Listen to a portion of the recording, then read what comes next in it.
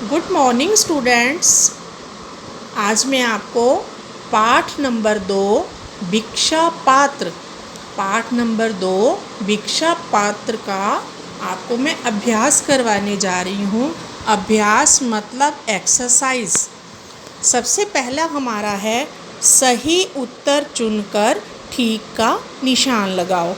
सेठ धर्मपाल को अकाल के अलावा दूसरी चिंता क्या थी? क्या चिंता थी? राज्य का कर चुकाने की। अगला है प्रश्न नंबर 2। पाठ में तथागत शब्द का प्रयोग किसके लिए हुआ है? महात्मा बुद्ध। अनाथ पिंडक कौन था? अनाथ पिंडक कौन था? सुप्रिया का पिता। अगला हमारा प्रश्न है बेटे, भाषा ज्ञान में सबसे पहले बेटे लिखा हुआ है नीचे दिए गए शब्दों के लिंग बदलो। आधे तो उन्होंने दे रखे हैं हमें और कुछ हमें खुद ही करने हैं। सबसे पहले उन्होंने युवक युवकी, शिष्य शिष्या, भाग्यवती भाग्यवान, इसी प्रकार आपको करने हैं।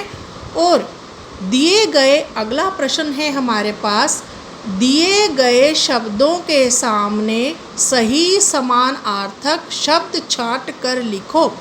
कई बार हम आपको बताते हैं जिस प्रकार पर्यायवाची शब्द होते हैं तो हम उसको अलग अलग तरह से बोलते हैं। उसी प्रकार जैसे भगवान है तो ईश्वर, ये रहा ईश्वर। हाथ को हम कर भी बोलते हैं। मुख को मुँह भी बोलते हैं। इसी प्रकार शिष्य को चेला, वर्षा को हम बारिश बोलते हैं, अन्न को अनाज, आँख को हम नेत्र बोलते हैं, द्वार दरवाज़ा, धरती वसुधा। अगले हमारे पास है प्रश्न नंबर 3। विशेष्य शब्द संज्ञा शब्द होते हैं। संज्ञा की विशेषता बताने वाले शब्द विशेषण कहलाते हैं। तो हमने दिए गए विशेषणों के लिए उचित विशेषण पाठ से ढूंढकर लिखो। विशेषण कौन से हैं हमारे पाठ में से देखना है। विनम्र क्या है? हमारा स्वर। मधुर, मुस्कान। आधा विशेष्य है पेट। विशेषण में आएगा कठोर, आवाज़। धनी कौन है? सेठ। बड़े कौन है? बड़े नगर।